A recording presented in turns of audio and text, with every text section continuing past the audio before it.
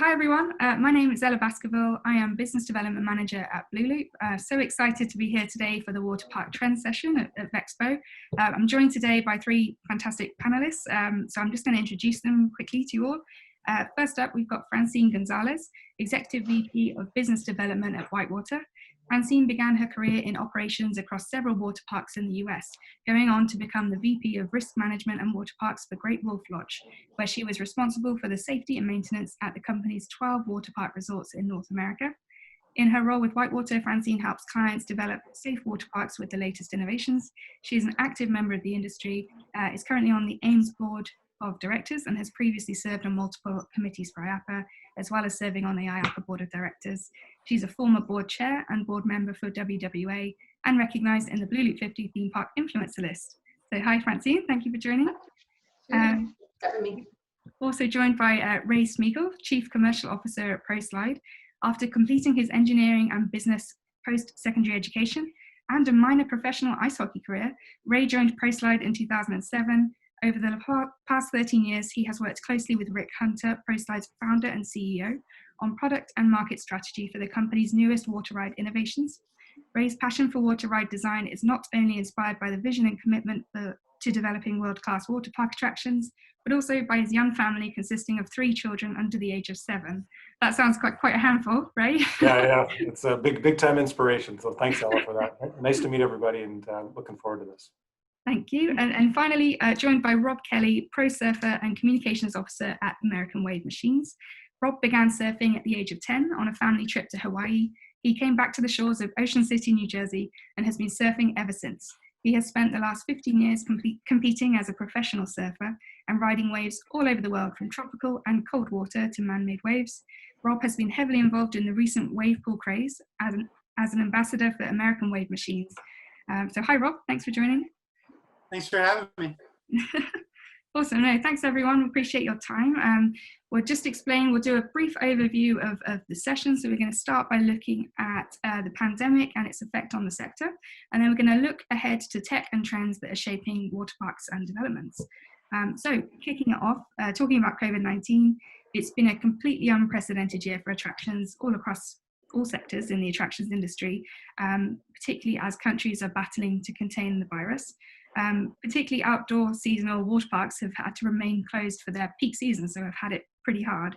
Now that we're seems like we're through the edge of it, with the majority of countries opening back up, my first question to the panel is really, how do you think operators' business models will change post-pandemic, but also for manufacturers like yourselves? How's your business models changing?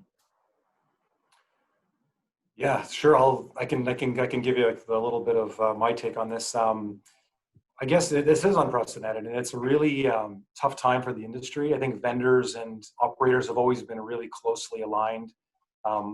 Growing up in the US, ProSlide sort of worked with a lot of family businesses, and we're still a family business ourselves. So we understand a lot of the challenges, and it's really time to just batten down the hatches and really get through this. The good news is water park business models are fairly resilient, and you look back the last 30 years, there's been a number of things that have come and affected the industry, whether it's an economic crisis. We've had pandemics before, believe it or not. This one is unprecedented, so we certainly have to take it seriously. But it is good to remember where we came from and where we think we'll get back to. So we really believe that water parks can make some evolutionary changes. Look to technology. Look to design principles, operations principles to create safe experiences. We think there's going to be a really strong recovery through this event. Mm-hmm. Yeah, and I concur with that. I think that, as we've talked to a lot of customers all over the world, we've got offices worldwide, and we're constantly talking with our customers, our friends, our partners, and how this has affected their business. I think part of that is that resilience that Ray speaks of. Yeah, I remember being an operator, 30 years ago, and you go through these waves of things, whether it was an economic recession, whether it was 9/11, whether it's H1N1. There are these crises that kind of teach you these lessons, and what do you learn from those? But what you also learn is, how does that help your business evolve? There is a bit of a silver lining in this, and that it helps us to be introspective, to think about how does our business change. And what I see is that a lot of the business modeling today has been based around volume. And it's about how many people can you pack in, how many tickets can you sell, what is your attendance, a lot of chest pounding about how many people came to your park. Well, it may have to shift from a quantitative to more of a qualitative experience, where now all of a sudden it's more experiential. It's going to be based on maybe a set number of people coming that can have a really, really great time. Their ancillary spending may have to shift. So now you're providing this higher quality experience. Maybe they're going to spend more money in your park, and maybe that's going to be the right financial model, but it's going to take some time to kind of figure that piece out. I think what we'll also see is probably some more evaluation of health practices. You know, if there's a part of the business that really knows germs, it's the water park business. They're really good at it. We deal with water quality and thousands of people, and they're really good at that part. And we're used to having that health. The public health people coming in and evaluating what we're doing for food and beverage. But I think I'm going to see that expand. And now they're going to be looking at more things at what we're doing. But as it relates to manufacturers, I think what you're going to find is that manufacturers are going to be very much in tune with how that business model changes. And maybe it's not always going to be about the experience based on throughput per hour. It might be about what is the experience and the customer satisfaction that a customer has. So is the client's customer base happy with the ride that they have, or happy with the experience that they've had, rather than just how many people can you put through in an hour? So I can see that changing over time, but at the same time, that resilience, we may come back to the same business model in time, but you may find a little bit of a mix of both. Yeah, and I believe it's tough because you don't really know exactly how to plan ahead, because the guidelines, everything where that you guys keep bringing up. I think that's the most important thing to remember, and then just be able to adapt, both operators and manufacturers, using technology, looking for those silver linings, and just kind of taking advantage of that. And again, just being resilient and being able to adapt as things change for however long that's going to be. Absolutely. So as the offering is changing with different business models, bringing those guests back, if the offering changes, how do we convince those guests to come back? How do we change the public perception that they're safe parks again? Is it a marketing thing? Is it, I don't know, a different offering? What are your thoughts on that? It's, Go ahead, Ray. okay. I was going to say, I think that one of the things you have to develop, and I think water parks have done a good job of this in the past, was develop trust, right? Like, trust is paramount right now. There's a lot of media coverage of the different protocols. Like Rob mentioned, you're getting mixed messages. But I think a lot of, I've seen some resiliency out of our parks this summer who have really done a good job of conveying what to expect in the park. They've done a good job of really, following through on that commitment, right? Like, commitments are only as good as the follow through, and trust is only developed from repeat follow throughs. So I think it's going to be, I would say, like, fundamentally for me, it's looking at the trust levels that parks develop with guests. It's adopting some of those practices that Francine referenced, and us just allowing time to elapse. The first day when a park opened this summer in the US was a really nervous day. But by day 5 and day 10 and by day 50, there was a comfort level and a trust developed that allowed them to have a good experience. Mm-hmm.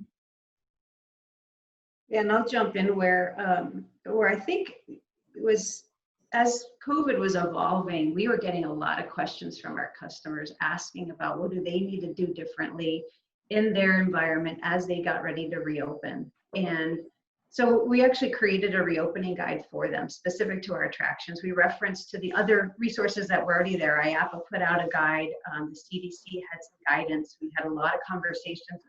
I don't know how many phone calls I had with the CDC directly to talk about what was going to be practical, pragmatic, and effective for water parks in particular, but trying to put all of those resources together into one document so that people had at least some semblance of guidance to go through, because there's a lot of people that had questions about, am I doing the right thing?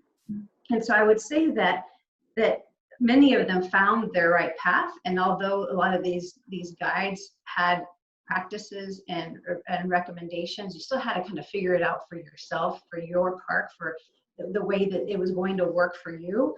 And I think with that, some of the big elements was keeping their guests informed about their practice. And I think it was about being very transparent about what that was, making sure that all those practices were very, very visible. People were visible out there cleaning, and that people were visible checking that those protocols were in place. But what I also found is that, kind of had to stay out of the politics. You had to be saying, okay, this is what the industry is doing. This is what the guidelines are saying. This is what my health officials are saying. And then trying to steer out of the politics and then just do the things that that the general public's expecting of you. And so I think that has helped with water parks. The other piece of it has been that it was a really hot summer in many places. When people opened, clearly there was a demand. They managed the occupancy very, very well. In some cases, they were cash neutral. Some cases, they were cash positive. That's really, really great because people like water parks. They enjoy the leisure space. And so I think there was a perception that it was a safe place to go. And I'm so glad to hear that. And I hope that that's going to continue. Awesome. Yeah, and just agreeing with you guys, I think it's important from a marketing perspective just to really make that messaging clear that everything you're doing as far as operations is not only trying to protect your staff but as well as your customers. And it's just important to be, like you said, transparent, get that messaging out that everything you're doing is just for the safety of the customers and the staff. And then, as Ray said, follow through with it, because I'm sure you're going to be under the microscope when you open and doing all your operations and stuff. So you just really want to follow through with everything that you're portraying on the marketing side so that there's no question that it's safe to go. Mm-hmm. Yeah, and you made a really good point about employees. I mean, I think you're only as good as your people. And so being able to take care of your people and make sure that they frontline is well protected and that they're also getting a transparent and consistent message from the ownership that you're going to keep them safe. So that's great. That's same for manufacturers, for operators, for anyone in our industry. Our talent is what really defines us. Mm-hmm. Absolutely. So the guests are coming back. What do you think they're going to be like? Are they going to be germaphobes for the next, decade? Or do you think it's going to change design of the parks themselves and the products that you make? So I know, Ray, I think you wrote for blooloop an article all about how design's going to change. What are your thoughts on that? Well, I think the good news you can take from how do we deal with this is to remember that design's always changing. Like nothing is stationary, especially in design and extra, especially in the water park industry. Innovation is key. It's not only driving guest experiences and capacity and the sort of the business of a water park, but you look at events like this and you think about how a park is designed. Think about the basics. How do you get people into the park safely? Right now, that's a big deal with schools because schools had entrances for non-pandemic situations. Now you're trying to get kids through the door when there is one. So I think you're going to look at fundamentals around park design a little differently. But at the core, ProSlide's DNA is all about innovation and driving forward. So we've been real drivers of this back when water parks, body slides and tubing rides, to the first family raft ride, to the first tornado slide, to the first major limb coasters. And those shifts have helped the water parks evolve from small recreational facilities to regional theme park brands to indoor complexes that were all over the US. So we're going to continue to focus on attractions. Beautiful thing about water rides is you end up sharing that experience with a little bubble of your own. You can get in the raft with your friends, your family. You don't have to share necessarily that experience with someone you don't know. So we're going to keep focused on those attractions and continue to sort of adjust and adopt things that are related to the post-COVID world. Mm-hmm. And Francine, what about you? Because I know your comment earlier about going more experiential. Is it more about kind of less throughput? Do you think that will be how design changes? Yeah, I think that you're going to see the design change to match kind of the human behavior. And I think it is really about how are people going to behave post-COVID. And what I'm saying is that the family unit experience is going to be part of that. It's going to be that the family unit will come together. You'll see the pods of seating that might change. The entries may be a little bit more VIP entry, that you can stagger people and stage people in different ways. But so that you're almost creating that kind of built-in social distancing. At the same time, there's an energy from a park that comes from the number of people that are there. Mm-hmm. And there's also an energy in the park that comes from what you visually see. So I see that you know, sometimes parks can be really all about the ride, but you really have to make it all about what you see. So I do think that you're going to see that more experience, the more heavily themed, maybe much more focus on kind of how it looks and how it looks when, especially when you're doing, you know, your selfie. So I think that is going to change into that more experiential piece of it. The other piece, I think there's going to be some more technology. I mean, think about how much business we are conducting today through Zoom or other formats and other platforms. The same thing is going to happen in parks, where traditionally they have maybe not always embraced some technology, contactless transactions, contactless doors, entryways.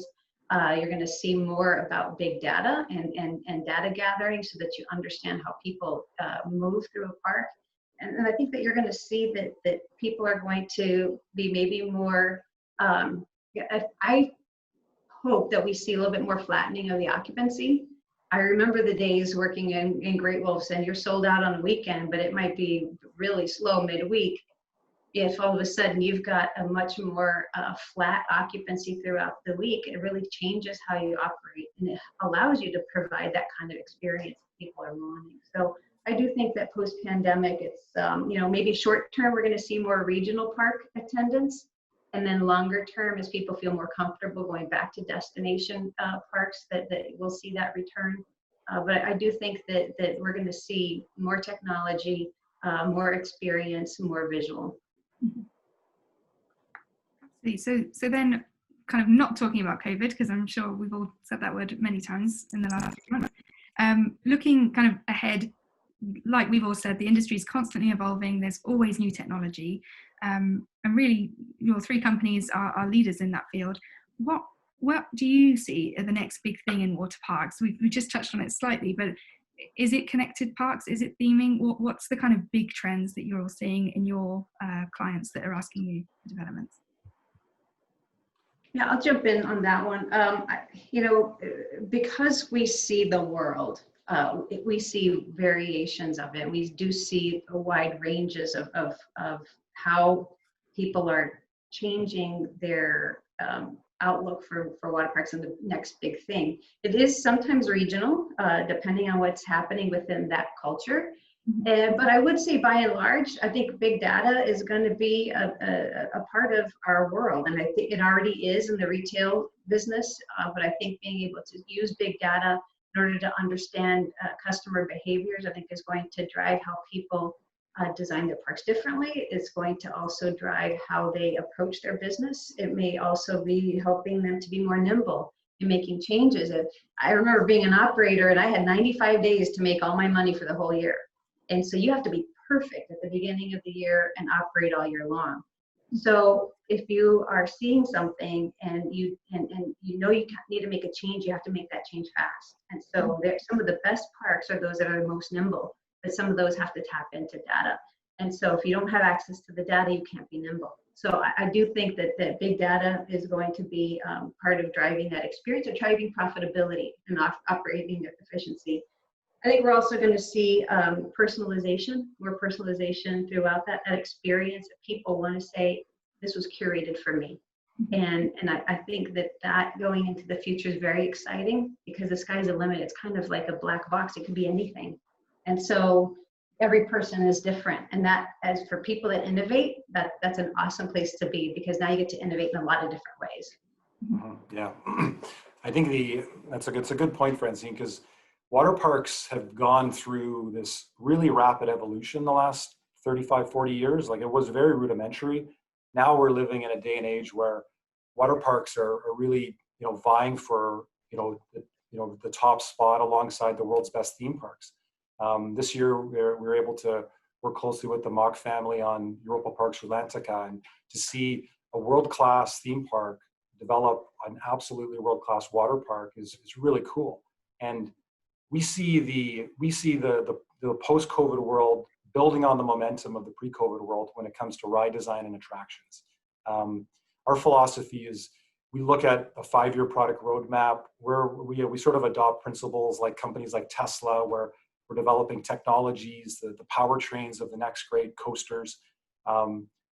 Coasters like the photo behind me here is a really exciting attraction that opened up this year at Holiday World during a pandemic. They did a fantastic job getting this together and open. And it's rides like this that I think are going to really be those drivers to help not only the big brands, but also smaller regional parks create that differentiation and create that marketability that's going to be really important. People go to water parks for that fundamental water-based family with your friends experience, but they also want like real entertainment value. They want real enjoyment. So look to coasters, look to the racing experience. And as I'm sure as this expo will unveil, and in the fall and winter, there's a lot more really exciting technology coming. Mm-hmm. Yeah, and I'll just elaborate on that as far as like the technology goes. I think that's going to be what you're going to see really have big improvements, and these new technologies that are going to be successful are going to be the ones that align with the new normal, if you were to say.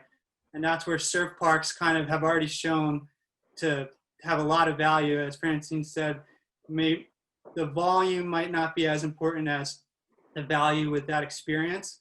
So when you can charge a premium for someone to, say, surf a wave pool, instead of just filling a attraction or a pool with as many people as you can charge that individual a premium to surf the wave pool and utilize that. I think that's going to be a similar trend as far as the next big thing with wave pools is just technologies that are going to align with the safe social distancing practices, if that does become the new normal. Water parks are going to look for attractions like that, again, where you can have higher value with less volume. I was going to ask you, Rob, about surf parks because they're just kind of exploded in popularity over the last few years. And I believe it's because of the Olympics. Is that right? They're now an official sport in the Olympics. So I was going to ask you kind of what's so appealing to guests at surf parks and also to the operators as well. Yeah, this year is actually, like we're talking about silver linings, as far as surfing goes and the popularity, this year has been a huge silver lining. For starts, it's a sport that you can do individually. So it's been really appealing for people to learn to surf this summer. A lot of the sports camps, football, basketball, soccer, they weren't able to run this summer. So you saw a lot of parents taking their kids to learn how to surf. And you know anything about surfing, they say it's like the mob. Once you get in it, you can't get out. When you catch that first wave, you really get a bug and you kind of stay a surfer for life. So the popularity of surfing has like increased tenfold. Board sales, wetsuit sales are like at an unprecedented amount because of COVID and because it's a sport that you can do individually. That's also helped drive the demand at the wave parks that were open. We have a park in Waco, Texas, that the bookings have been through the roof because, again, it's one of the only experiences that you could actually do because when you're surfing, you're by yourself or you're with small private groups. So as far as appealing, it fits the mold of what's kind of going on right now, and we've seen the numbers grow. And with this huge spike in popularity, I feel like that's just only going to grow the market so much. And then we'll add the Olympics to that next year. The first time surfing's ever been showcased on a platform that scale. It's going to be pretty crazy, the amount of popularity that's surfing. So all surfing will be done on man-made machines, is that right? Because it's kind of fair for a competition. So right now it's scheduled in the ocean still. The Olympics obviously were supposed to be this summer, but we have a project going on in Japan, in Tokyo, that they're building a wave pool. The right now, the Olympics are still scheduled to be in the ocean, but I see in the future, absolutely, if the surfing continues to be in the Olympics, it's going to have to be in a pool. It's a fair venue. You're guaranteed perfect waves every time. So if there's a success with the Olympics in the ocean, going in the future, it's going to definitely be taking place in a wave pool. Oh, I'll share a funny story. You know, I grew up in the desert, so I always wanted to be like, I always wanted to surf. I thought it was just the coolest thing from a lifestyle, but I lived in the desert. So that's one of the reasons why I became what we would call a water park rat. I hung out at the water park the entire time. And back then, you know, you could do all sorts of crazy stuff on water slides that you probably wouldn't allow to do today, but that was our version of surfing.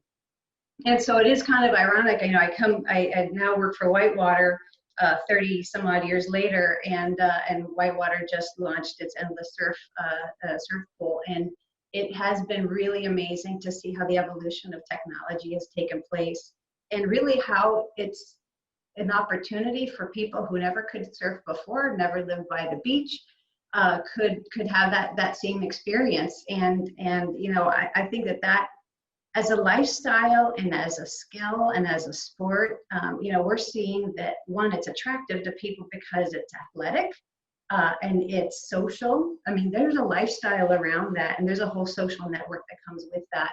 And that experience really kind of keeps driving people to want to be a part of it.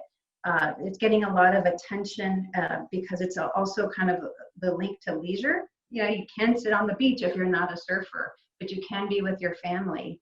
And you can try to surf, or maybe you're going to wade into this wave pool, but it's hugely visual. People get to look at what you're doing, and they're constantly amazed. With our Flow Rider product, people will sit there and be mesmerized by people just riding on the Flow Rider. And so I think there's a lot of legs to surf parks and to surf pools, and I'm super excited about it. Absolutely. Can't you make a fortune by putting like a restaurant just watching it and selling more food and beverage? Yeah, we do that with our Flow House, and that's exactly right. Now it's just taking that and making it bigger. Yeah, awesome. So I guess, so surf parks is one trend, but and really want to talk about, we mentioned it before about Atlantica coming to Europa Park. You know, a second gate for a theme park is really attractive, but also kind of changing the experience like Coca Cay was for Royal Caribbean. Where do you guys see kind of water parks, surf parks springing up in different sectors, different markets that, you know, traditionally didn't have water parks before?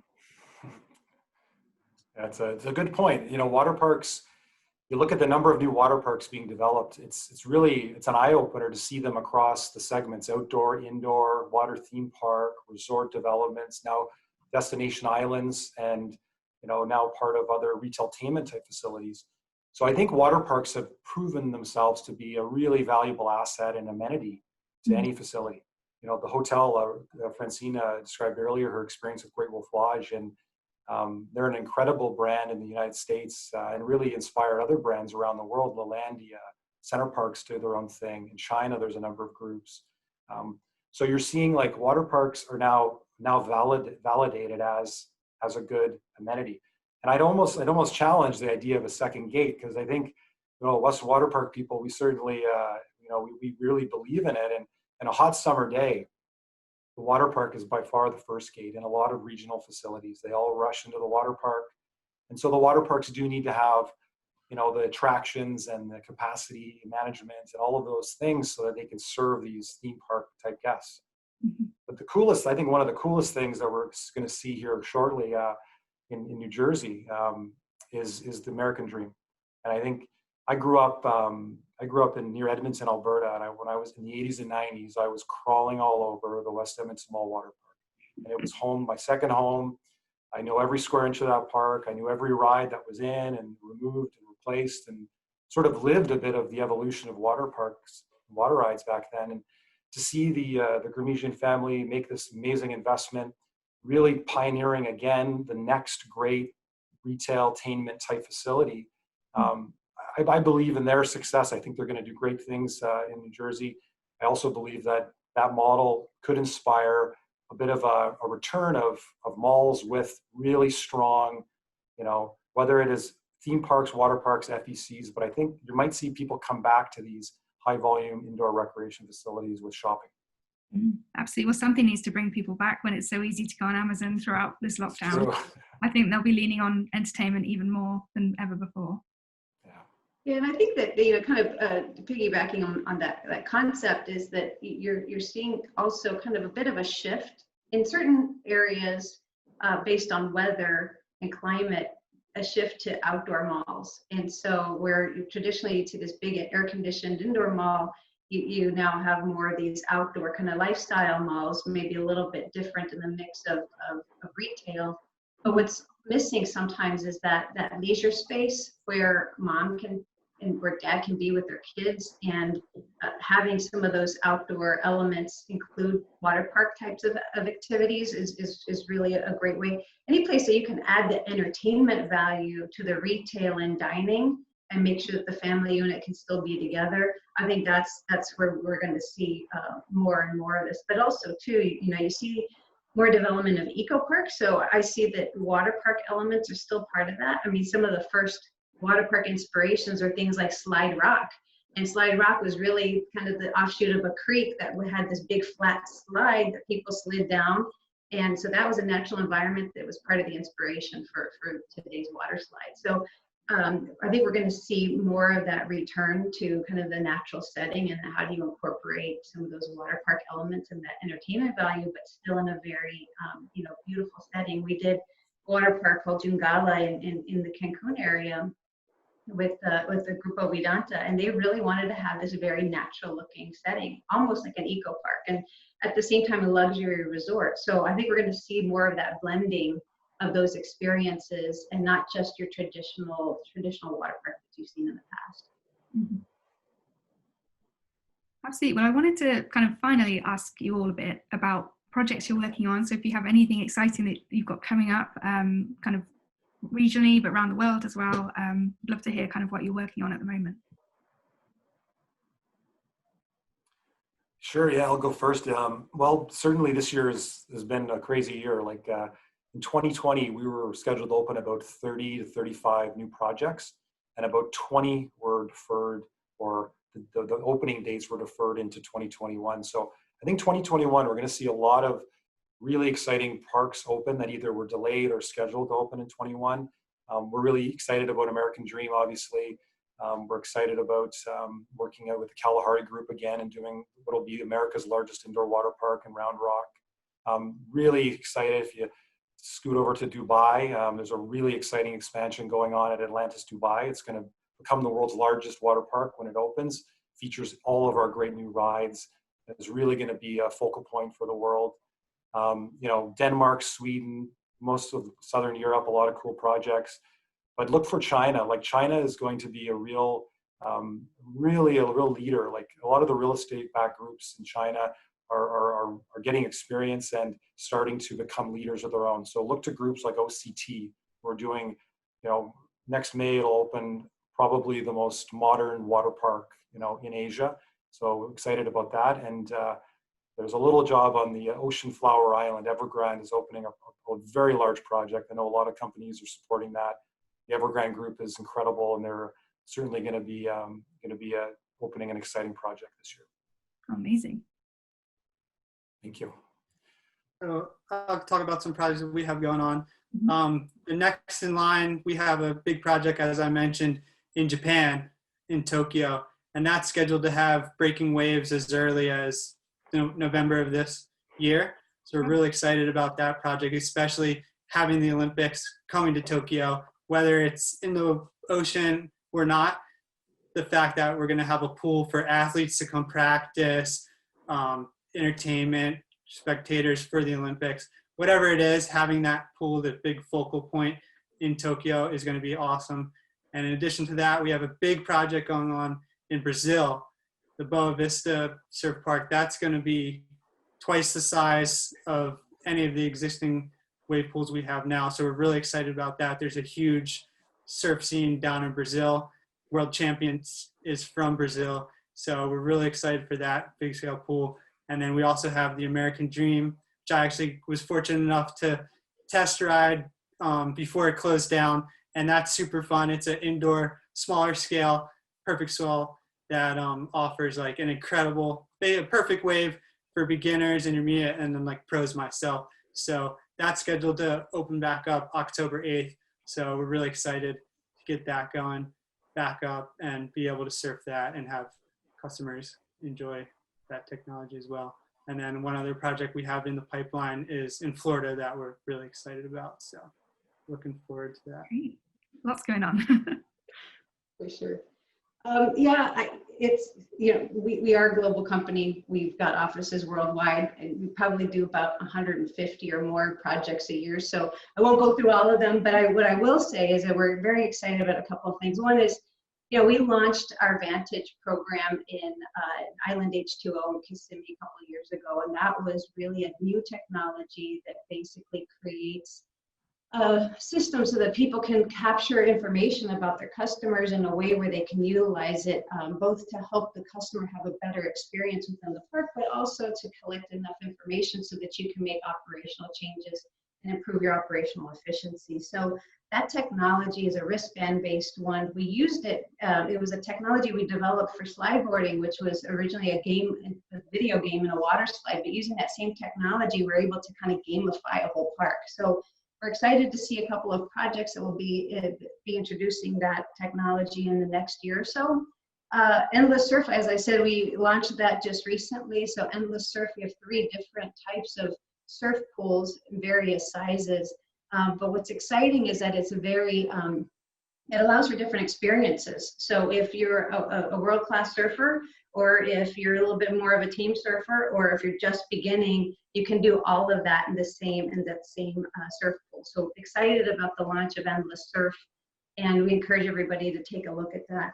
But as always, we have some very, very loyal customers that look to us to help them develop that next wonderful project, the one that really caters to their customer and that caters to the culture of the area, to be authentic to their brand, and to make sure that there's always a safe ride and a safe park. And so excited to work with all of those. I can't wait you'll get to see all of those, I'm sure, in all the industry publications, but I have to say that we are so excited to see a lot of our customers still pushing forward on their plans to develop their parks. There's some people that said, I'm gonna wait, I'm gonna stop. And then there's others that said, no, I want to keep moving forward, because when we get past this, I need to be able to recover my business faster, and that was going to allow them to do so. So excited for all of them, and can't wait to have all those projects that kind of got on hold. They were completed from a construction standpoint, but really just didn't get launched. So can't wait to see those open this next summer. Absolutely. Well, it sounds like you've all got busy few months ahead on all sorts of projects. No, I think that's pretty much all we've got time for today, but I've had such a great time listening to your thoughts on trends and insights into what you're all doing all around the world. It's really appreciate your time, and thank you for joining us at the Expo. And if anyone has any questions, I know you all have presence at the show and various booths and lounges and things, so I'm sure everyone can come and ask you for any follow-up questions. Absolutely. Thanks, everyone. Thanks so much, Ella. Thanks, everyone.